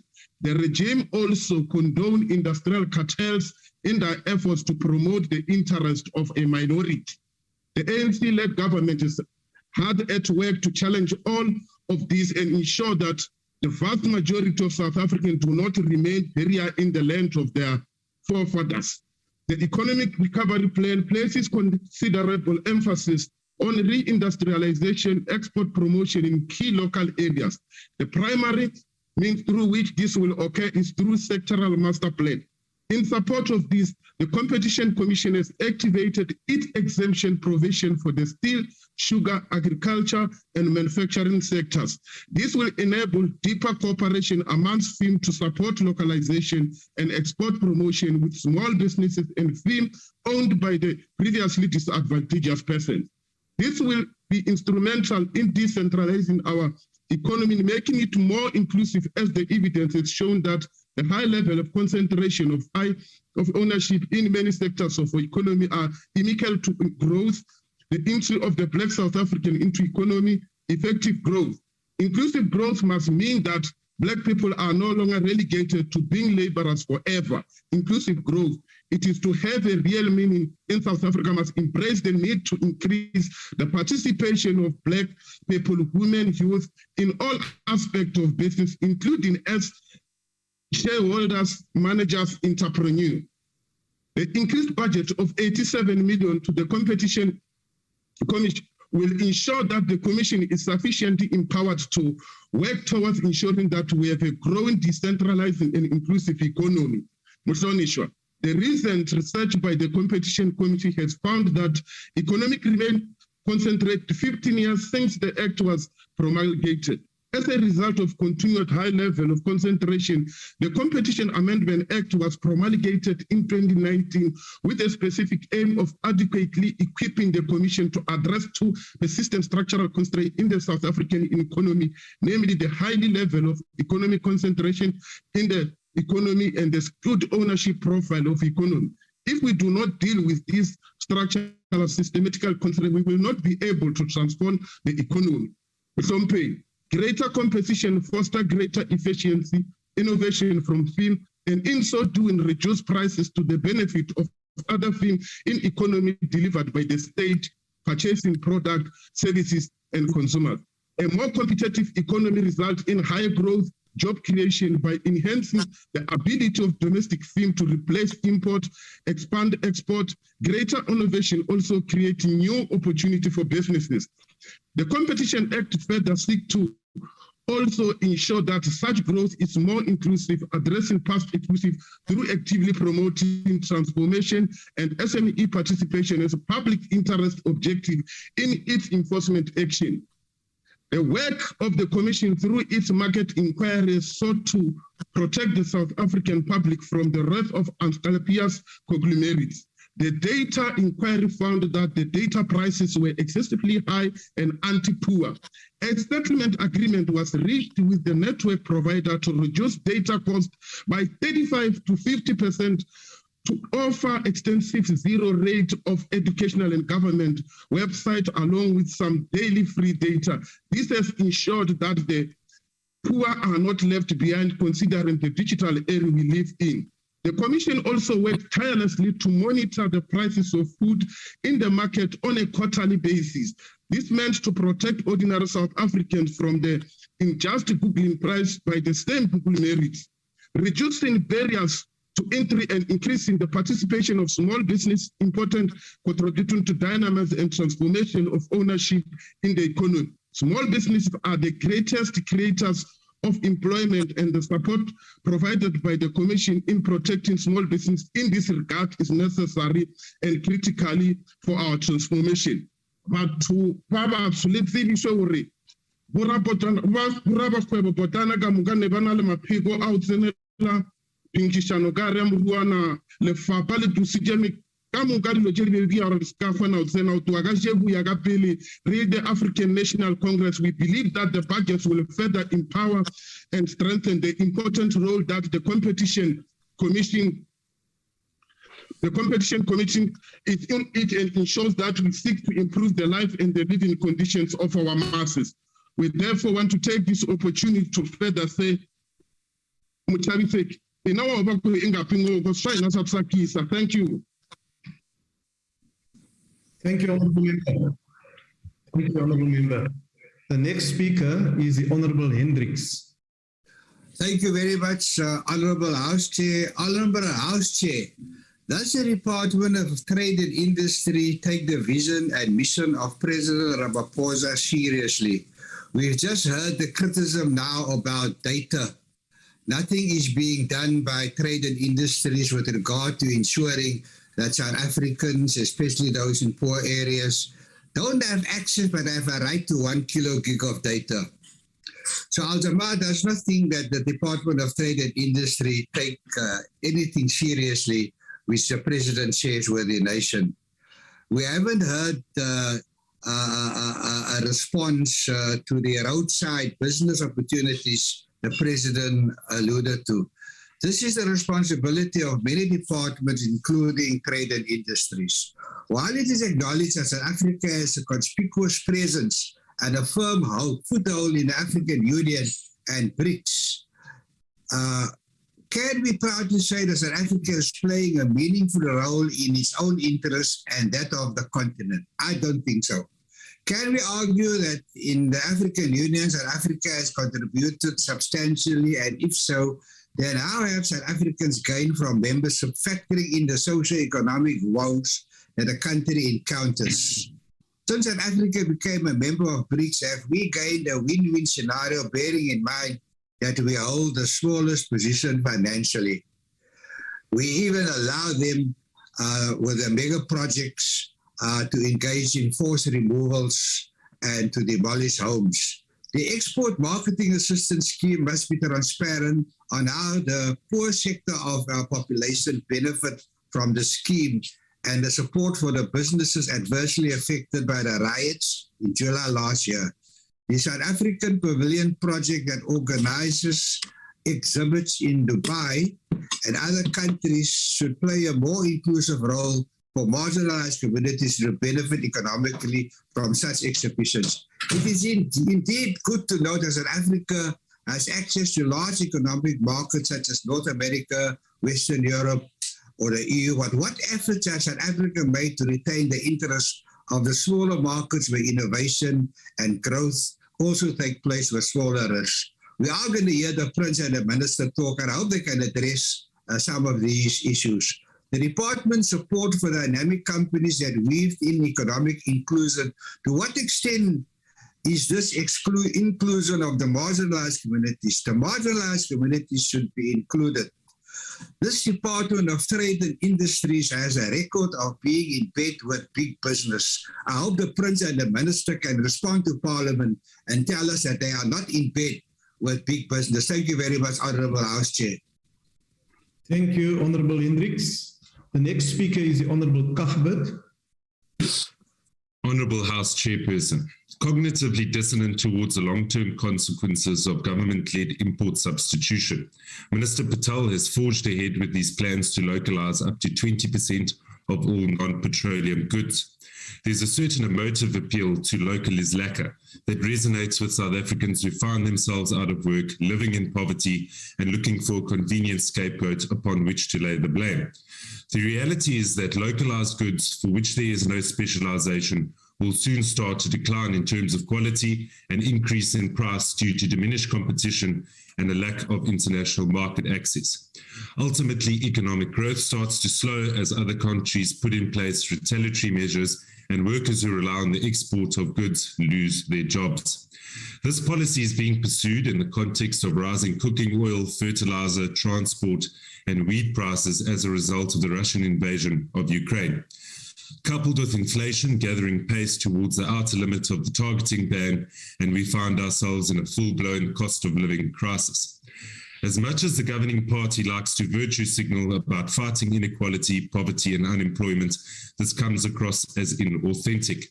The fact is that they are the cause of the very challenges they claim to be fighting. Virtue signaller in chief, Minister Ibrahim Patel, will talk about how he envisions an inclusive and transformed economy. But what he fails to admit is that he protects special interests at all costs. Under the auspices of localization, we have also seen industrial policy become more vertical with the creation of industry master plans and working groups that get to pick the winners and losers in a given economic sector. His latest localization hobby horse being the total ban on the export of scrap metal. It is difficult to accept that he's acting in good faith on this issue considering his track record, and therefore it is naive not to question his bona fides. There is no doubt that the industrial scale theft or vandalism of our public infrastructure is an issue that needs to urgently be addressed. This was confirmed in a joint statement released in July 2021 by Telkom, Eskom, PRASA and Transnet, which said that both cable theft and infrastructure vandalism contributed to a direct loss of 7 billion rand and 187 billion rand knock-on effect on the economy per year. In particular, the scourge has crippled our export economy, local government service delivery, and public transportation. However, a blunt instrument is not the cure, even though Ministers Gordhan and Mbalula would have you believe so. As the editorial in last week's Business Day remarked, it would be a mistake to apply such a heavy-handed approach, as it would punish legitimate dealers and the ban could create a thriving black market. The unintended consequences of the ban on the sale of alcohol and cigarettes in 2020 should be a cautionary tale for policymakers. It concludes by saying, SA has a crime problem rather than a trade policy problem. On this score, the DA agrees. It is as a result of this government's failure to enforce the law that we find ourselves in the situation that we do.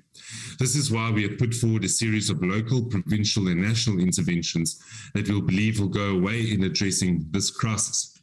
For the purposes of this speech, I will share the national interventions which we have proposed to you and your colleagues in the Cabinet. Proper implementation of the Second-Hand Goods Law of 2009, giving copper theft its own crime code and making the theft of it a priority crime at the SAPS, creating a specialized SAPS unit, setting copper theft reduction targets at parastatals, close cooperation between law enforcement and metal recyclers to assist in the tracking of illicitly traded metals, empowering the Non-Ferrous Theft Combating Committee through legislation and its own dedicated budget, establishing a reward hotline, eradicating the backlog of scrap dealer licenses, multi-agency cooperation and information sharing, and standardized transaction recording sale of scrap metal sales. The onus is on you, Minister, to cost these interventions that fall within the purview of your department and investigate how best to include them in your budget. Despite our parties' respective clear policy differences, I'm sure that we can both agree that if we fail to safeguard our country's infrastructure, then we fail to protect our economy. I thank you, Honourable House Chair. Thank you, Honourable Member.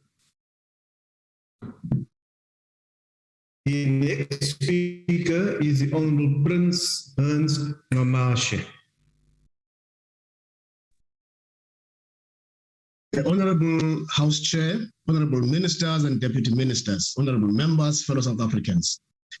The ANC supports the budget vote 39. The ANC strategy and tactics highlights to us the relationship between the state and private capital. And it reads, the relationship between the national democratic state and all private capital, including monopoly capital, is one of unity and struggle, cooperation and contestation, close quote. As indicated by President Cyril Ramaphosa at the State of the Nation address, the private sector has a cooperative role to play with the public sector to transform our economy and create the necessary jobs for the vast majority of unemployed South Africans. Far from the deliberate mischievous misrepresentation of the trust of his assertion, what we do know is that the representatives of white capital in parliament will never run out of spurious and nefarious negative things to say about the public sector. The Department of Trade, Industry and Competition will forever be their target because its mandate seeks to strengthen our resilience as an inclusive economy, unsettle and dismantle the historical conglomerates of oligopolistic oligarchs institutionalized by colonial and apartheid establishment, so as to transform the face of our industries to be more representative of the demographics of our country. Their wish is to relegate Black Africans to be slaves of white capital, who remain deprived of access to economic opportunities and ownership of strategic assets, which are means of production. According to them, Black people are not worthy of being Black industrialists, being captains of industry, and producing their own goods and finished products. This is why they are against the industrialization and localization efforts of our government. We also have amongst us populist demagogues who masquerade as revolutionaries in red overalls. But in all honesty, we know them to be wolves in Louis Vuitton and Gucci ship cloak, who are also in bed with white capital and are beneficiaries thereof.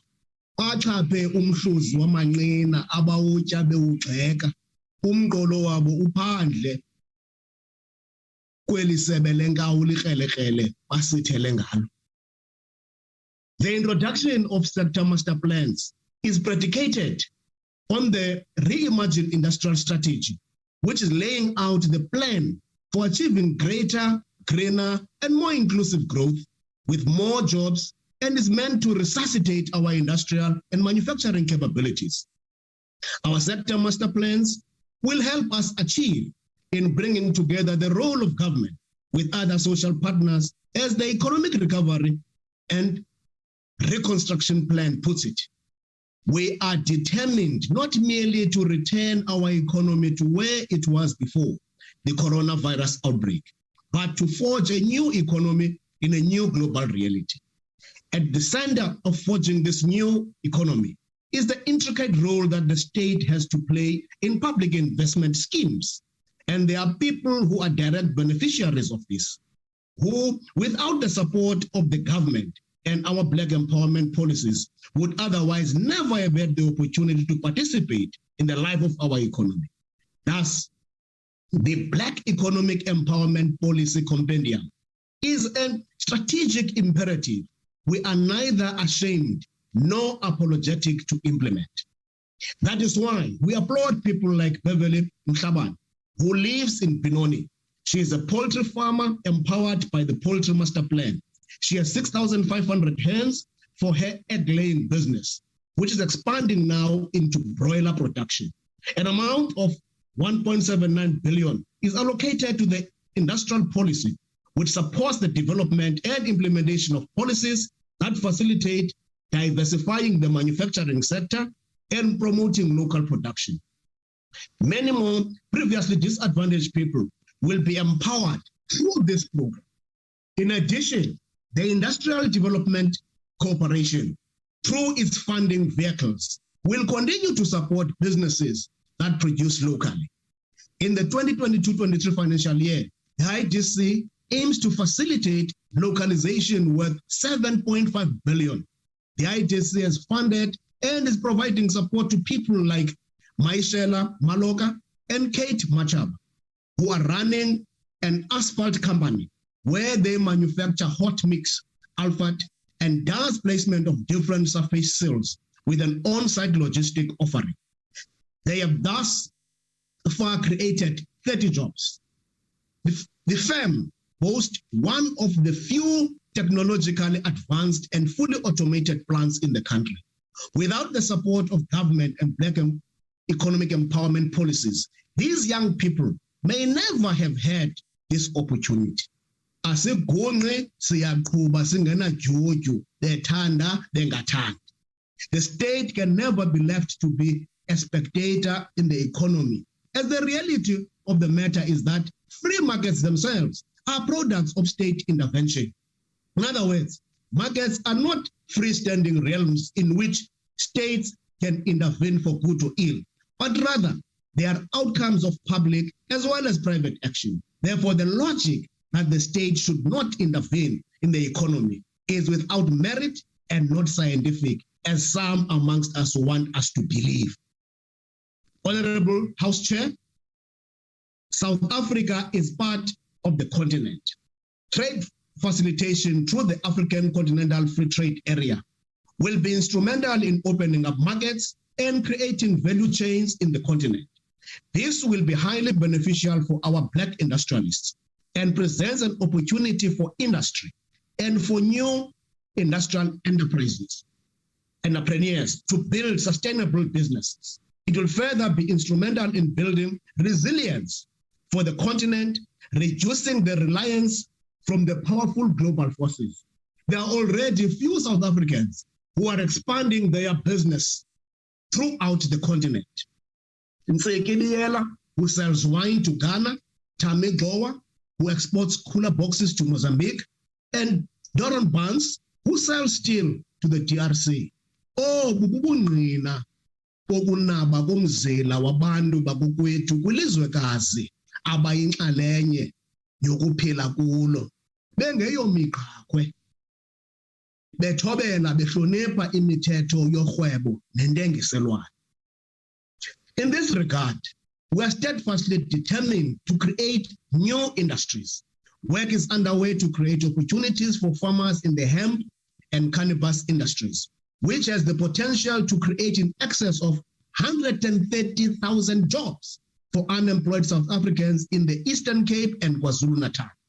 With the opening up of markets through the AfCFTA, the future can only be limitlessly bright for the industry. The department, together with the Department of Agriculture, is working on a legal framework to ensure that South Africans benefit fully from this. Yet again, the role and investment of the state will be critical in growing in the private sector to create these anticipated job opportunities. Abantu bepondo leMpuma Kapa neKwaZulu-Natal inene asifikanga sigalelekile.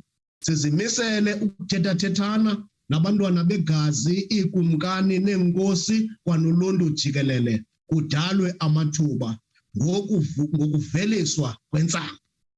In conclusion, House Chair, serving our people is the greatest honor that can be bestowed upon anyone. The African National Congress has changed the lives of many people and continues to do so. Yes, it is not enough. A lot more needs to be done. As Karl Marx said, if we have chosen the position in life which we can most of all work for humankind, no burdens can bow us down because they are sacrifices for the benefit of all. Then we shall experience no petty, limited, selfish joy, but our happiness will belong to millions. Our deeds will live on quietly, and our ashes, over our ashes, will be shed the hot tears of a noble people. Let me, as a parting shot, House Chair, respond to the issue of Russia or Ukraine. The anti-communist, Russian and anti-Cuban deep-seated hatred by the fascist DA will not deter peace-loving, real South African Democrats to appreciate the role of Russia and Cuba in our struggle for hard-earned freedom and liberation. We are not oblivious and amnesiac to your historical role against the cause of our liberation. Hence, your hysterical nostalgic psychosis about Russia and Cuba. Ufuneka sinihlangule kuzabatha nezirhintyelo zobungqondo gqwirha nihlambuluke kwingqakatha yentiyo nenzondo. Makube thusi kubele.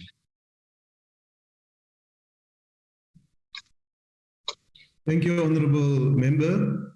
I now invite the Honourable Minister of Trade, Industry and Competition to respond to the debate. The Honourable Minister.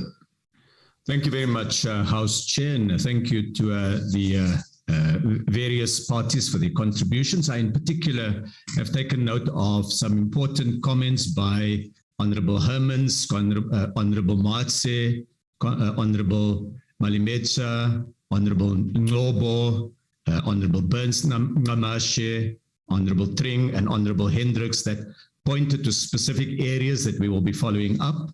And the work of the department is always enriched out of a debate in Parliament. What the debate has confirmed, it's confirmed that there are two narratives in South Africa.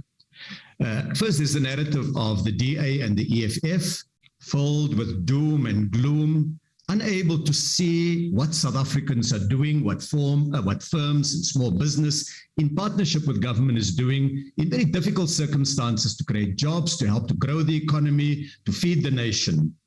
The second narrative is a more balanced one that recognizes our challenges and our hardships, but also tell the inspiring stories of South Africa. Let's take as an example a few of the issues that have come up. I'm going to highlight in my response that the debate has demonstrated the inconsistencies and the extremism of some of the approaches and views. Let's take poultry as an example. It's an area that has been raised by two speakers here, two honorable members. I think what the poultry example demonstrates are a number of contradictions in the views of some members of the opposition. It's the DA versus the EFF as the first contradiction. So Honorable McPherson versus Honorable Chwaku. So on the one hand, the DA says, you have got your tariffs too high. Just abolish them, make them zero. On the other hand, the EFF says, you have your tariffs too low, just raise them up so that nothing can be imported at all. It seems to me that the ANC-led government's approach is a more balanced approach, it's a more mature position that avoids these two extremes. What we've done is we've looked case by case at the evidence before us. Based on that evidence, we've been able to ensure that there's sufficient protection for South African producers, for people who create jobs here. At the same time, we've got to keep pressure on the poultry industry, the domestic poultry industry, to ensure that South Africans have access to affordable pricing, that our people are able to afford the protein that comes from that industry. And it's an important one. Now, of course, globally, poultry prices have been rising. We've seen food price inflation going up across the world. I can regale Honorable McPherson on all the results year-on-year food price inflation, 13.5% for Brazil, almost 10% for the United States. 8.6% for the European Union. I can also take you through what has happened to poultry prices in different countries in the world, if facts matter as we believe they should matter. If you take as an example, the year-on-year growth in poultry prices globally by April 2022, it was 19%. That had nothing to do with South African policymaking. It had to do with a surge in prices of foods across the world, caused by supply chain disruptions, caused by geopolitical tensions and the war in Europe, caused by a number of factors. And what we're trying to do is to build a domestic poultry industry that can supply food to South Africans and ensure that South Africans have access to livelihoods too. And that brings me to another contradiction. It's a contradiction of the Honorable McPherson versus the Honorable McPherson. It's the DA versus the DA. On the one hand, Honorable McPherson says, just cut these tariffs, just remove them. The fact that 50,000 jobs in poultry farming, in the manufacture of poultry feed and all the associated industries would be affected is just conveniently forgotten. But in that same speech, Honorable McPherson then comes back and says, create more jobs. There's 40% unemployment. You've got to do more on jobs. Honorable McPherson, one has got to be able to have internal consistency in one's position. You can't argue on the one hand, Honorable Member, that we should take a set of policies that will destroy local jobs, and on the other hand, bemoan the fact that there is high unemployment. South Africans need affordable poultry. South Africans need jobs. And government is trying to find ways in which we can balance these important, both are important objectives, and that's what we're doing in our work. Honorable McPherson gives us an interesting challenge, a challenge that I want to accept. He says, why don't you give us something that we can support as the DA? Why doesn't government or the ANC-led government put something on the table? Well, let me take a crack at it, Honorable McPherson, because it's a good thing that you've raised. Let me give the auto industry as an example and say, why don't you support our efforts there? In the last 12 months, just since the last budget speech, Mercedes-Benz has started to produce the new C-Class vehicle in Buffalo City, one of only 3 locations in the world that makes this vehicle, the others being Beijing in China and Bremen in Germany. Toyota in eThekwini launched its locally made Corolla Cross hybrid vehicle, bringing locally made lower emission vehicles to our roads. And Isuzu produced its new D-Max Bakkie in Gqeberha that farmers can use to take their products to market. Why don't you support that, Honorable McPherson? It creates jobs. It provides opportunities for South Africans. It localizes what we need to localize. Well, let me take another example. Let me take Tshwane. In Tshwane, we financed the building of a new special economic zone that this past year has seen 3 new factories already in operation. 2 years ago, it was an open field. A year ago, it was just yellow metal trucks and dust and mud all over as construction took place. Today, you go there and you see factories that are actually producing components. And by October this year, we expect a further 8 factories to have opened. That's 2,000 real jobs, Honorable McPherson, jobs that South Africans need. Why don't you support that? We've had private investment of 4.3 billion rand that is committed by these contractors and factory owners in the special economic zones. And we've invested money in bulk infrastructure and top structures with 45% of that infrastructure budget spent on small and medium enterprises. Why don't you support that, Honorable McPherson? But hang on. The DA leader, Honorable John Steenhuisen, has already tried to claim credit for the Tshwane SEZ last year in a photo opportunity in the run-up to the local government election. So the DA says, well, here's a great thing. At the same time, the DA has to recognize, because the facts speak for themselves, that the DTIC budget has helped to make that possible, has put the money there, that our meeting with Ford has brought that production to South Africa, has made it possible indeed for South Africa to manufacture components using the labor of young South Africans, people in Gauteng that are able to produce those goods. So there we have it then, Honorable McPherson, just to take some small examples. Let me give other examples. Why don't you back us and the work that the DTIC has done to ensure that we have the industrial capability to produce COVID products here in South Africa? Let me take the example of vaccines is one clear example. We now have, by November this year, we will have the BioVac factory that the IDC has supported, that factory that in fact government has some equity in. They will be producing the Pfizer vaccine. In Gqeberha, the J&J vaccine has been produced by a South African company called Aspen Pharmacare, and the factory that they're using was supported by the incentive schemes that the DTIC has administered.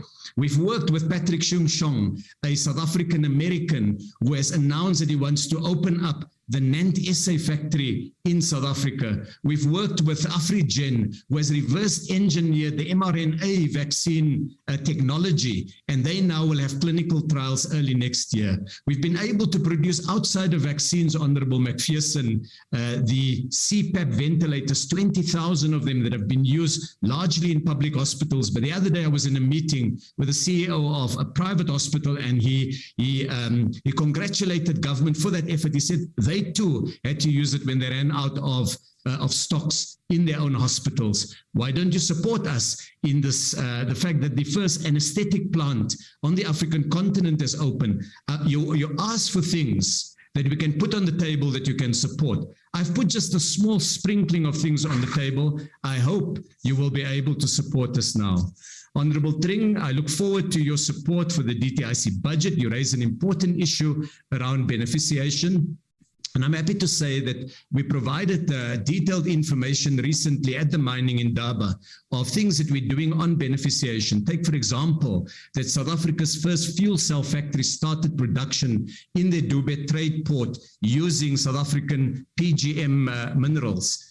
A greater proportion of our local scrap metal has been used in our foundries. Further beneficiation actions include a vanadium electrolyte manufacturing plant in the East London IDZ using South African mined vanadium oxide to create energy storage solutions, and a nickel sulfate facility in Northwest using the byproducts of the PGM mining process to create components for lithium batteries used in electric vehicles. Well, let's look at the IDC, which is a key strategic partner to Bushveld Minerals, which is leading in the development of the domestic vanadium value chain, essential for grid-scale renewable energy storage facilities. Or look at the support we're now giving to Lonix and Takadu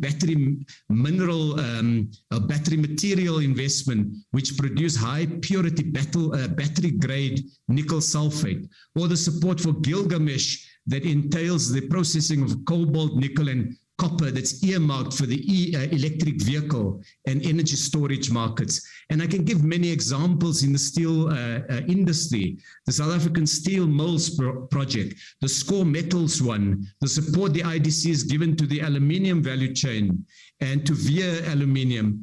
What these illustrate is taking a vision and implementing it in very concrete and practical ways. Honorable Swaku, you raise the issue of support for small-scale sugar farmers, and you say, where is the support? I encourage you, visit small-scale sugar farmers, and you will see examples there. You'll see that last year, just over 200 million rand of tangible support was given as a result of the Sugar Master Plan to small-scale farmers. You would have seen the report that we tabled at the Portfolio Committee of Trade and Industry, at which the South Africa Farmers Development Association, which is the body for small-scale farmers, have indicated in writing in a press release that they published on the 29th of January this year, their strong support, their appreciation, and their congratulation to government for the efforts that government has taken to support small-scale farmers. I can add to that also the work we've done with retailers to ensure that they buy from small-scale farmers, the work with Coca-Cola to ensure that it too uses sugar produced by small-scale farmers. And these are some of many examples.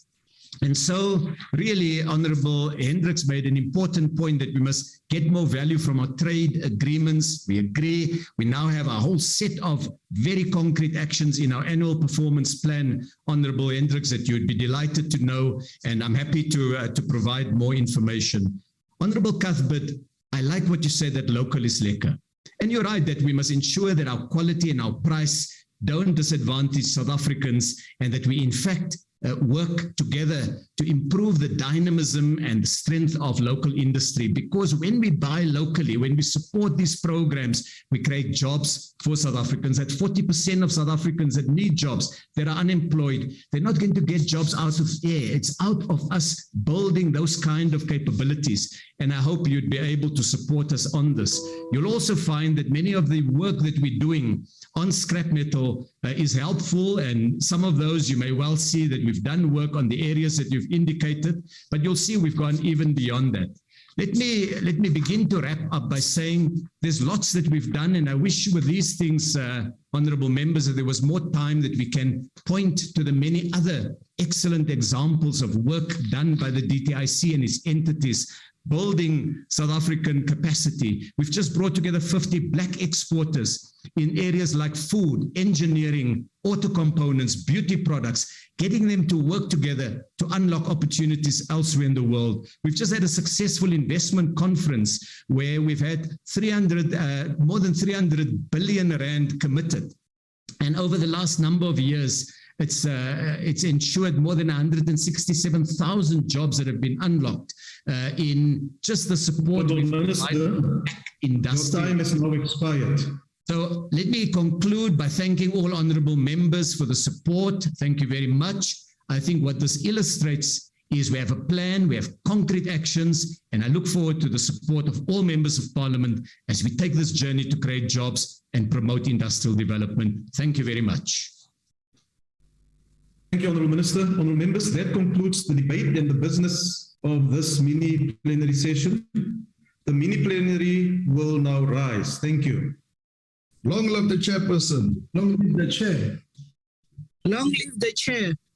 Thank you, Chair. Long live the chair.